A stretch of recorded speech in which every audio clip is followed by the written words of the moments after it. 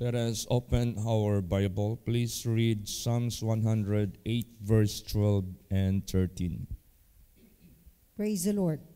Give us help from trouble, for vain is the help of man. Through God we shall do valiantly, for he it is that shall tread down our enemies. Yes. Now, anong klaseng trouble ang binabanggit dito?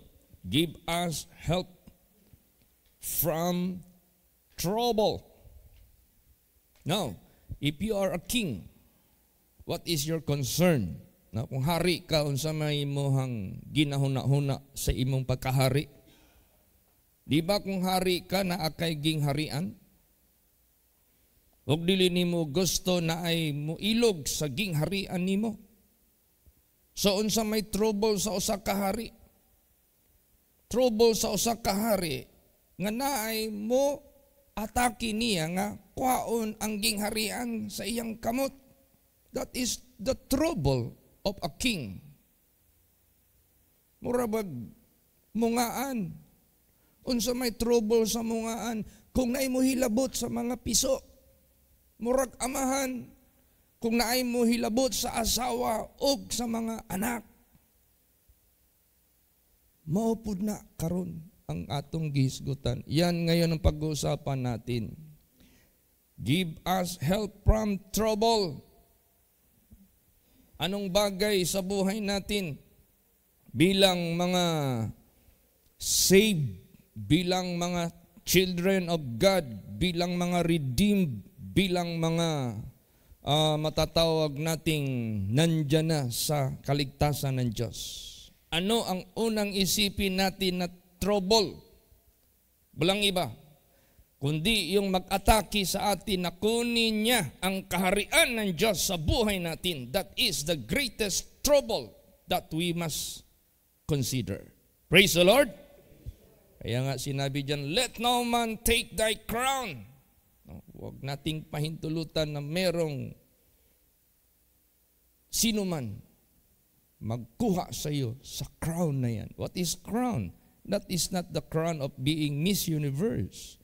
That is not a crown of being Mr. Universe. That is not a crown of being a mayor, a president. But that is a crown of life. That is the kingdom of God. Praise the Lord. So, kaya yung trouble na yan, na merong gustong magkuha sa atin sa kaligtasan, yan ang pinaka concern natin sa buhay natin. Kaya ang sinabi dito, vain is the help of man. Hindi ito pinag-uusapan na tulong ng tao para pakainin ka, tulong ng tao para pautangin ka, tulong ng tao pahiramin ka ng gusto mong hiramin, tulong ng tao na ano pang tulong na magawa ng tao. That is good. But this is not all about. Bakit vain ang tulong ng tao regarding sa kaaway na mag-agaw sa atin sa kaharian ng Diyos? Walang tao manaig laban sa gustong mag-agaw sa atin sa kaharian ng Diyos. No man can protect us. Walang tao makaprotect sa atin, kaya vain ang tulong ng tao laban sa gustong mag-agaw sa atin sa kaligtasan na binigay ng Diyos sa buhay natin. Sa binigay ni Jesucristo sa buhay natin, walang taong makatulong sa atin. Vain is the help of man. This is not about food, literal. This is not about help, material. This is not about help, temporal things. This is all about the eternal matters. Kingdom of God, eternal matter. Life everlasting, eternal matter. Kaya, sinabi sa next verse, through God, ang Diyos lang makatulong sa atin nito. Praise the Lord. O yung pagsagot ninyo, lakas-lakasan nyo. Jay, i-record nyo yung mga sagot para sa ganun. Hindi tayo magmumukhang lousy dito. Kailangan yung praise the Lord ninyo marinig sa record. Para yung makinig sa live, alam nila na kayo nakinig ng husto. Alive! Be alive! Praise the Lord! Praise the Lord. Ganun. Para kayong mga lousy dyan. Parang hindi niyo feel yung sinasabi dito. You have to feel it. This is true and faithful. Praise the Lord. Praise the Lord.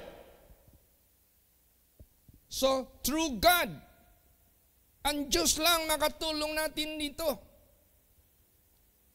Through God, we shall do valiantly. Pag sinabing valiantly, you are so strong and courageous to fight and able to win against yung gustong magkuha sa kingdom of God sa buhay natin. For he it is that shall tread down our enemies. Kasi ang enemies dito, it is not human being. Ang enemies dito, it is the fallen angels. And it is only God who is greater than them. And no man that is greater than them. And no man even much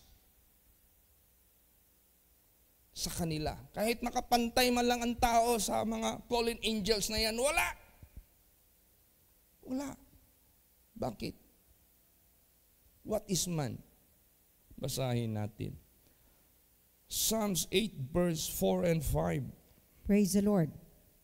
What is man that thou art mindful of him, and the Son of Man that thou visitest him? For thou hast made him a little lower than the angels, and hast crowned him with glory and honor. Yes. That is us. That is man. That is why vain is the help of man. Because you are not much, neither greater than the fallen angels. It is the fallen angels na magkuha sa atin sa kaharian ng Diyos para maimpirno tayo.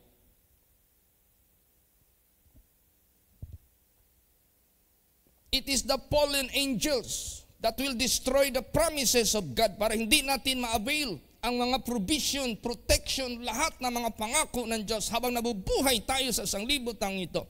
Dahil may promise ang Diyos, He will take care sa buhay natin sa sanglibutang ito. Kasama na yan, i-destroy ni Satanas. This is not just regarding eternal matter, this is also including the temporal things. Praise the Lord. Kasi kasama yan sa promise ng Diyos. Godliness is profitable unto all things, having promised the life that now is. What is the life that now is? Your food, your cloth, your shelter, your protection, your necessities. Pangako yan ng Diyos.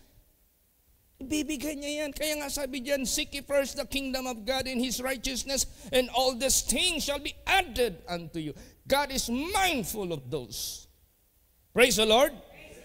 Now, ngayon gusto ni Satanas, kunin yun sa atin. Ilayo tayo sa Diyos. Putulin niya ang relasyon natin sa Diyos. Kaya protectionan natin yan. That is for our benefit. Kaya vain is the help of men. Kasi ang ginahisgutan din hidili tao, si Satanas. The fallen angels. Kaya lagi kong binabalik, we are not much, nor equal with them, but we are lower than them. We cannot overcome. That's why let us run to God.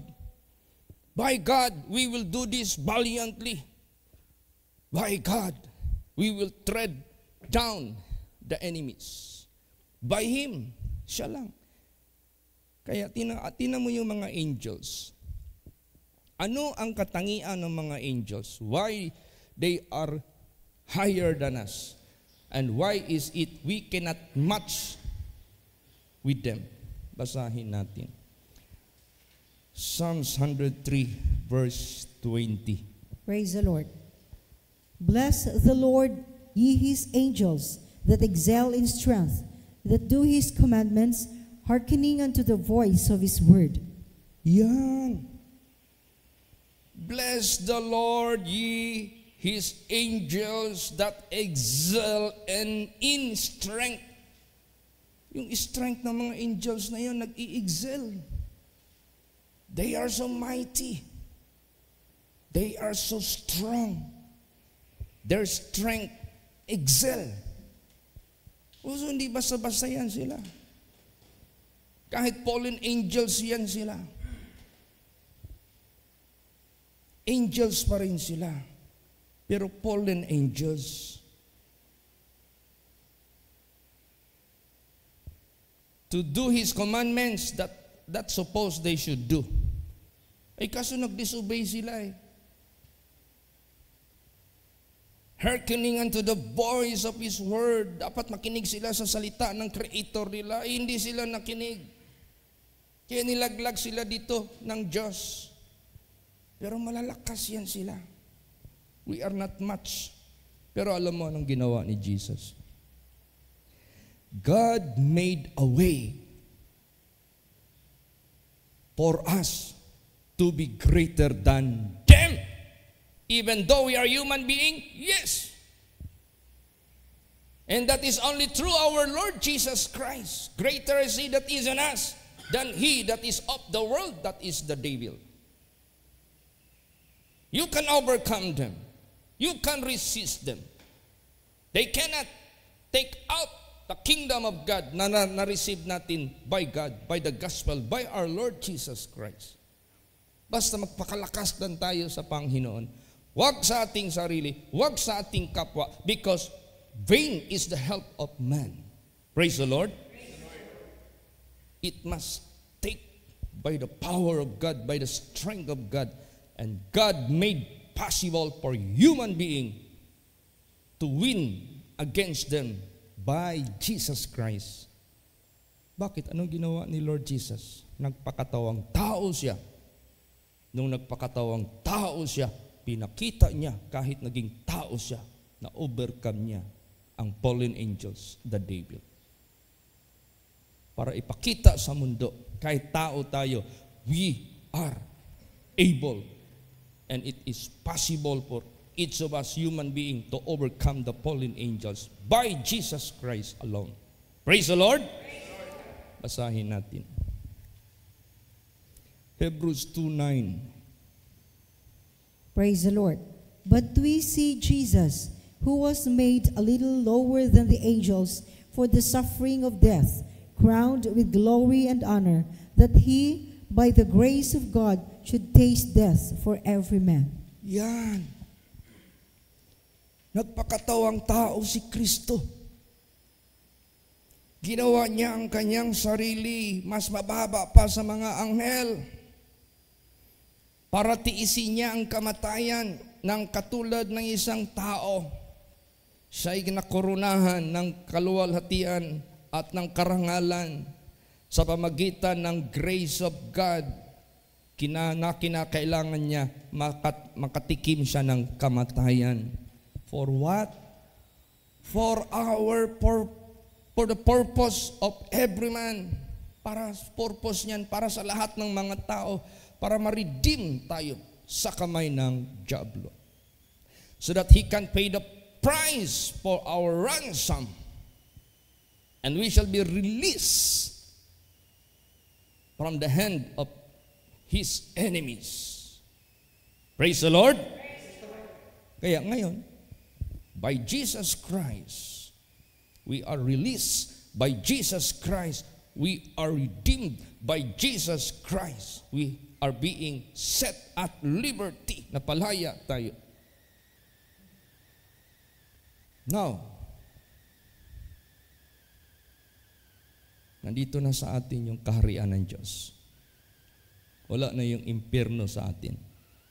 Pero ang gagawin ni Satanas, gusto niya pa rin i-invade sa bawat buhay natin at kunin ang kaharian ng Diyos. Kaya yun na yung unang verse kanina. Do not trust any man about this. Vain is the help of man. Kaya basahin natin, bakit vain is the help of man? basa. Psalms 146, 3 hanggang 5. Praise the Lord. Put not your trust in princes, nor in the Son of Man, in whom there is no help. His breath goeth forth, he returneth to his earth. In that very day his thoughts perish. Happy is he that hath the Lord of Jacob for his help, whose hope is in the Lord his God. Yes. Huwag mong ilagay sa tao, ni sa sarili mo. Tao ka pa rin. Includes yourself. Do not put your trust to any man, neither to yourself, because you are also a man. Anong gagawin natin? Make God as your help or helper. Make God as your hope. Praise the Lord. Kaya nga, put not your trust in princes, nor in the Son of Man, in whom there is no help. His breath goeth forth, he returneth to his earth. Wala siyang magawa. He is helpless. In that very day, his thoughts perish. Wala siyang magawa. Happy is he that hath the God of Jacob for his help. He can help us and make us overcome his enemies, the devil. Whose hope is in the Lord. You can trust his promises. You can trust his strength. You can trust his power to win the battle in this world, to obtain the eternal promises of God, to obtain the temporal promises of God. Let us not diminish, neither add what are written in the Bible. If he says he has promised the life that now is, let's include. Praise the Lord. Let's believe, let's hope. If he says that he has promised the life after here, that is eternal matters. Believe and let us hope. At walang sino mang makatulong sa atin nito. It is only God. Wala nang iba. Kaya do not trust any man, neither to yourself, because cursed is the man that trusted in man. Basahin natin. Jeremiah 17:5 hanggang 8. Praise the Lord. Thus saith the Lord, Cursed be the man that trusteth in man, and maketh flesh his arm, and whose heart departeth from the Lord. For he shall be like the heath in the desert, and shall not see when good cometh, but shall inhabit the parched places in the wilderness, in a salt land and not inhabited. Blessed is the man that trusteth the Lord, and whose hope the Lord is. For he shall be as a tree planted by the waters, and that spreadeth out her roots by the river, and shall not see when heat cometh, but her leaf shall be green, and shall not be careful in the year of drought, neither shall cease from yielding fruit. Yan. That is in relation, dito yan sa mundo. Buhay natin sa mundo. Do not put your trust in men. Cursed is the man that trusted in men.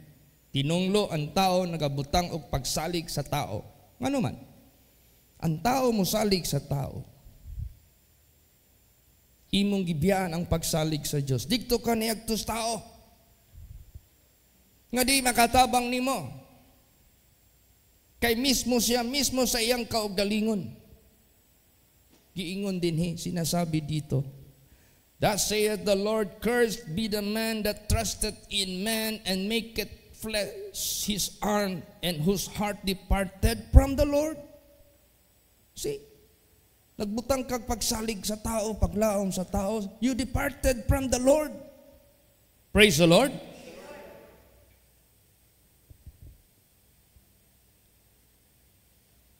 Do not depart from the Lord. He is the real helper. He is the real provider. He is the real protector.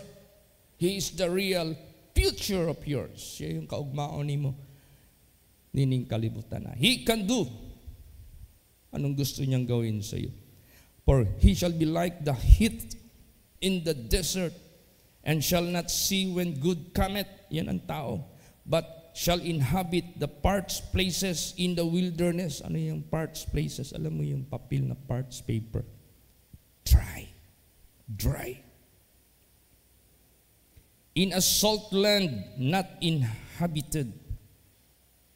Kaya may tinatawag yan sa Israel, Dead Sea. Bakit Dead Sea? Sa sobrang alat. Kaya diyan naging asin si Mrs. Lot. Hanggang ngayon, nandyan yung Dead Sea na yan. Because sa sobrang alat, isubmerge mo ito. Pag ganun mo, pag mahanginan, asin ka agad. Kaya Dead Sea, bakit Dead Sea? Walang nabubuhay na isda. Dead Sea nga eh. Useless, hindi mo magamit. Ganun ang tao. He cannot provide by himself. Pero if the Lord, kung ang Panginoon, diyan ka naglagay ng trust, diyan ka naglagay ng hope, diyan ka naglagay ng faith. Blessed is the man that trusted in the Lord, and whose hope the Lord is. For he shall be a tree planted by the waters, and that spreadeth out his roots by the river, and shall not see when heat cometh. By her lips shall be green, and shall not be careful in any year of drought. Wala kang katakutan anumang panahon ng tagtuyo, neither shall cease from yielding fruit. It is God, it is capable. Unending help, unending provision, unending. Pasensya ka na, Sir Ending, lagi kong na-mention yung pangalan mo, hindi ko maiwasan eh. Praise the Lord. That is one of the brand of God. The beginning and the ending. Praise the Lord. Pero unending ang kanyang supply, ang kanyang tulong sa atin. Kahit matapos na yung buhay natin dito, hindi matapos yung help ng Diyos. Kaya masarap manalig sa Diyos. To God be the glory. Ngayon, if we put our trust in God, habang nandito tayo sa sanglibutang ito, hindi tayo kayang atakihin ni Satanas to take the kingdom of God, to take the blessings of God sa buhay natin. Because we put our trust in God, because we put our trust in Jesus, which is greater than them. Kaya nga the Bible says, you can overcome them, because greater is He that is in you than he that is of the world. Be of good cheer. Jesus said, I have overcome the world. Praise the Lord. Kaya nga, pasalamat tayo sa ating Panginoong Diyos. Maging warrior tayo lahat. Maging overcomer tayo lahat. Warrior against Satan. He cannot beat us. We are warrior. We are warrior against necessities. Ang ating mga pangailangan, hindi yan mag-overcome sa atin that will put us into miserable life. But we are overcomer of all our necessities because it is God will provide our necessities. God will send us to our bright future. Na hindi tayo magmumukhang godless, hindi tayo magmumukhang helpless, hindi tayo magmumukhang walang Diyos. Basahin natin anong description dito ni King David in his personal experience with God. Psalms 18, 29, 34. Praise the Lord. For by thee I have run through a troop, and by my God have I leaped over a wall. As for God, His way is perfect. The word of the Lord is tried. He is a buckler to all those that trust in Him. For who is God save the Lord? Or who is a rock save our God? It is God that girded me with strength, and maketh my way perfect. He maketh my feet like hinds feet, and setteth me upon my high places. He teacheth my hands to war, so that a bow of steel is broken by mine arms. Grabe. Praise the Lord! Praise the Lord! Complete. Grabe yung yung deal ng Diyos sa kanya. He always pointing God. It is God. It is God. For by thee I have run through a troop, and by my God have I leaped over a wall. As for God, his way is perfect. The word of the Lord is tried. He is a buckler to all those that trust in him. For who is God save the Lord? And who is a rock save our God? It is God that girdeth me with strength, maketh my way perfect. He maketh my feet like hinds feet, and setteth me upon my high places. He teacheth my hands to war, so that the bow of steel is broken by my hand, by my arms. Walang war na nag-overcome sa kanya. Walang fight na nanaig sa kanya. Ganon din sa buhay natin. Lalo't na sa buhay natin ngayon, it is more on the spiritual fight. Praise the Lord. Maraming mga tao hindi nila nakikita yung spiritual warfare. Akala lang nila it is just a matter of like a myth. Parang akala nila parang isa lang. Kwento-kwento, no. Spiritual warfare is more reality, or more on reality, or real. It's real because it brings you to a miserable life, both temporal and eternal. Yung physical war dito, hindi maggawin ka lang miserable sa flesh, tapos na. Pero yung eternal, they cannot even destroy you. But the spiritual warfare, it destroys both. So, in order to preserve our lives on earth, let us fight against Satan. He is the real robber. He is the real destroyer of our living sa sanglibutang ito. Plus, he is the real enemy that we have to overcome, or else our eternal fate, hindi yung F-A-I-T-E, yung F-A-T-E, yung pag sinabing eternal fate, yung eternal destiny mo, siya rin ang makaka-destroy. So we have to fight against him victoriously, and only by Jesus. It's only by God and Diyos lang ang ating katagumpayan. Kaya, you know how God will make us victorious? It is not by chance. It is not, minsan yung mga tao pag pinakain mo sa bahay, nasarapan. Sabihin mo, sister, sino nagluto nito? Ang sarap. Anong sagot ng nagluto? Patsyam lang yan. Anong patsyam? Patsamba-tsamba lang yan. Ang pagliligtas ng Diyos, ang pagbigay sa atin ng katagumpayan, ang pagsupply ng ating pangangailangan, at ang pagbigay sa atin ng protection at katagumpayan laban sa dyablo, hindi patsyam. It is intended by God, and He can make it always. Praise the Lord. Basahin natin yan. 2 Corinthians 2:14. Praise the Lord. Now, thanks be unto God, which always causeth us to triumph in Christ, and maketh manifest the savor of His knowledge by us in every place. Yan. Now, thanks be unto God, which always, not sometimes, not by chance, not seasonal, which always causeth us to triumph in Christ. Praise the Lord. Praise the Lord. And make it manifest the savor of His knowledge by us in every place. Gagamitin pa tayo ng Diyos para maghahayag ng kanyang savor in every place. Kaya itong krusada na ito, this crusade. This is in relation na yung savor of God, Word of God, Gospel of God, the good news, the salvation of God, and the wrath of God.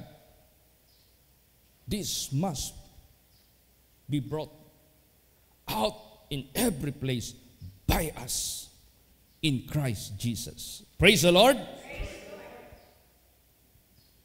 Pastor, baka meron pang mga bagay-bagay na pwedeng magsira sa atin na hindi kayang sanggain ng Diyos. There is none. Alaala niyo yung ano? Who shall separate us from the love of God? Shall famine? Nay. Shall persecution? Nay. Kahit ano pa? Nay. Nakedness? Nay. Sword? Nay. Because in all these things we are more than conquerors through Him that loved us. Even death, nor life, nor angels, nor other creatures. Alam mo itong other creatures na ito? Baka mga aliens ito. Other creatures eh. Praise the Lord. Di lang natin minsan kasi alam mo ang Bible. Pag may sinabing giant dyan sa Bible, nauhukay na. The Bible tells us accurate. Pag sinabing other creatures, malaking pala isipan niya. Hindi yan sila. Alam mo minsan itong other creatures, pwede nating i-consider itong AI. Hindi mo yan tao. But they really exist. Kinumpara good yung AI na nag-drawing kaysa tao na nag-drawing. Mas perfect yung drawing ng AI. Praise the Lord. Baka maya-maya yan na yung maging ano dito sa mundo. Other creature. Hindi yan sila makaseparate. Neither death, nor life, nor any other creatures, nor things present, nor things to come, nor angels, kahit ano pa. They are not able to separate us from the love of Christ. What is the love of Christ? Eternal life. What is the love of Christ? Our victories dito sa sanglibutang ito. They cannot set us apart from that. Kaya, huwag tayo manalig sa tao. Manalig tayo sa Kanya. Praise the Lord. Praise the Lord. Basa. Romans 8:37. Praise the Lord. Nay, in all these things, we are more than conquerors through Him that loved us. Yes. Wala. In all these things. Mention all matters. Mention all situations. Name all those things. Kahit pa this present and even that is coming, other creature, angels, death or life, they cannot separate us. They cannot separate someone who put their trust in God, in Jesus Christ. So ano ngayon ang gagawin natin? Because of this privilege, let us serve God. Kaya I was touched with a man kahapon. Sabi niya, Pastor, ano mang willing Jesus Christ, I have the feeling I will be serving God. Because praise the Lord. If that is the calling of God to you, answer it faithfully. Naku, alam mo kasi tayong mga anak ng Diyos. The member of the body of Christ. Tayong lahat, we have this same objective, we have this same direction. The direction of God, the purpose of God. Nakipag-collaborate, nakipag-cooperate, nakipag-communicate tayo sa Diyos. Tinawag tayo ng Diyos. We are all together. Nagsasama. We are a team. Kaya anong gagawin natin ngayon?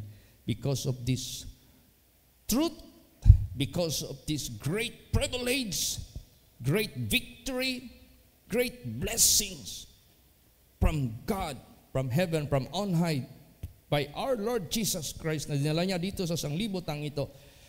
Moses, law ang kanyang dala. Jesus, truth and grace. Anong gagawin natin dito? Let us spread this. Let us crusade. Let us shout.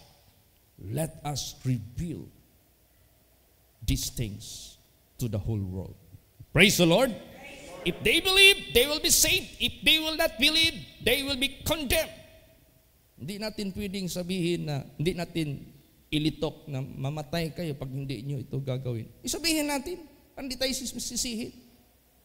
Di ba sinabi ng Diyos, you will die if you eat this. Sinabi na yan, sinabi talaga yan ng Diyos. O tingnan mo, hindi sila nakinig, patay sila. Kaya tayo, sabihin natin ang totoo. Pag sinabi ng Diyos, mabubuhay ka na walang hanggan. Unahin mo lang yung kaharian ng Diyos and all things will be added. Do not be, ano yan? Yung, huwag ka maging, yung anxiety ba? Ang kabalaka sa ugma. Let the moral think of himself. It is sufficient for that day. God, our sufficiency. Praise the Lord. Sabihin natin yan lahat sa mga tao. Lumapit kayo sa Diyos. Humiwalay na kayo kay Satanas. Talikdan nyo na yung kasalanan. Ito ang mga kasalanan, sinabi ng Bible. Kung nagawa mo ito, pagsisihan mo yan. Talikdan mo yan. Abo, kailan ko nalaman yung mga kasalanan papunta sa impyerno in detail? Bible. Ay kung di yan sinabi sa akin ng Diyos by the mouth of His servant. Maybe until now, I am a drunkard. Maybe until now, I am a gambler.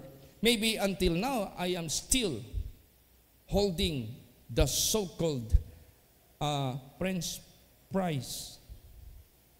Or, tawag yan, yung French fries ni Satanas. Yung sigarilyo. Parang French fries kasi yan eh. See? But the Bible, being preached to me, doon ko nalaman. So I must repent, I must turn away from wicked ways. Why? Because the Bible says, if you will continue, you will die. You will be going to hell. Eh sinabi yun ng Bible eh. Kaya yun si Pastor Samuel Gabre. First kong hearing sa kanya, ngayon ko lang narinig ito ah. I've been going to my own church for so long time, for so many times, but I never heard the real and the truth of God. O sige, gawin din natin ito sa iba. Let us do it the same way to others. Praise the Lord. Huwag tayong matakot. Sabihin mo ang tinuod. Kung imo ning himuon, mabuhi ka. Isupply tanan sa Diyos ang tanan mong gikinahanglan. Magkaroon ka pag kinabuhing dayon, mamatay ka mahuman sa kalibutan. Tell them. Pero dili gani ka mo duol sa Diyos, di ka maghinulsol, di ka mo talikod sa imong sala. Di ka mo tuo sa Diyos, butahan ka ni Satanas. Laglagon ka ni Satanas. He is the real killer. He is the real robber, the destroyer of your future. Sabihin natin, that is how the Word of God is being written. Praise the Lord. Huwag nating i-corrupt yung Word of God. Hindi kay, Pastor, ayaw kay subrahin na imong wali, basig, barilon ka diha. Pastor, ayaw subrahin na imong wali, daghang masuko din ha sa imo. Ay kadlok. Praise the Lord. Why we should be afraid? Who is greater? God. O tinan mo yung nag-preach ako doon sa bukid. Chumbukan. Nagbigay ako ng Word of God during sa wake ng isang sister natin doon na namatay. Meron palang galit doon sa akin na gusto niya akong tumbahin. Nakita na lang ng mga membro natin, siya yung natumba. Siya yung nahulog. Murag langgam nga gipintik sa ibabaw sa sanga, nahulog, kisi-kisi. Helpless. Niuli og balay, ibili ng iyang riminta sa iyahang anting-anting, nibalik na minaw sa pulong sa Diyos. Bakit tayo matakot to tell the truth? If they will not believe, they will be condemned. Sabihin mo sila, hindi kayo maniwala, may impyerno talaga kayo. Maniwala kayo, magsisi kayo, tatalikod kayo sa kasalanan, lumapit kayo sa Creator, sa Savior, the only God, Jesus Christ. Ligtas kayo. Sabihin natin yan. Let us not be afraid. Last verses, sige. 2 Corinthians 2:15 hanggang 17. Praise the Lord. For we are unto God a sweet savor of Christ in them that are saved and in them that perish. To the one we are the savor of death unto death, and to the other the savor of life unto life. And who is sufficient for these things? For we are not as many which corrupt the word of God, but as of sincerity and as of God, in the sight of God, speak we in Christ. Yan. Oh. Bakit? Ang tagal-tagal kong nagsisimba sa aking dating pinanggalingan, I never heard ang nanarinig ko, what is in the Bible? Malaking question yan. Bakit di ko narinig? I've been so many years. And I am active. Ganun lang kasi ang gawin nila eh. Okay, let's read the Gospel. John 4:14-6. Basahin lang. Amen. Opo lahat. Wala na. Wala akong narinig doon na ito yung work of the flesh. Pag gawin natin ito, maimpyerno tayo. Paglalasing, lasinggo ako noon. Hindi ko narinig yan. Lasciviousness, mahilig ako ng porno noon. Hindi ko narinig yan. Ano pa? Wrath, magaling ako magbalikas. Kung mapuot ako. Envy, palainggit ako. Wild parties or revelings, nandyan ako. I never heard such truth of God. Lalot na yung last verse, those who do such things shall not inherit the kingdom of God, but their part is the lake of fire. Hindi ko narinig yan. So, ngayon, sa buhay natin, let us reveal the whole truth of God so that we are savor of God unto Christ, to those who are bound to death, we are savor unto death. To those who are bound to life, we are savor unto life. Why? Because we do not corrupt the word of God, but we speak in Christ in sincerity and in truth. Praise the Lord. Sabihin natin ang totoo. So, to God be the glory. Kaya at least, let us tell the people of the world, do not trust any man. They are helpless. Trust in God, trust in Jesus, because He is the only greater than your enemy, Satan. Kaya, we have so much to tell the whole world. Praise the Lord. And this is unstoppable. And this is unlimited. We have so much to tell the world. Kaya, pasalamatan natin ang ating Panginoong Diyos na tinuruan niya tayo, gi-guide niya tayo. And this privilege is great privilege. So be watchful, be prayerful always. And we will have more missions to do in the name of our Lord Jesus Christ. This is for all the glory and the honor to God. Praise the Lord! Magsitayo po ang lahat.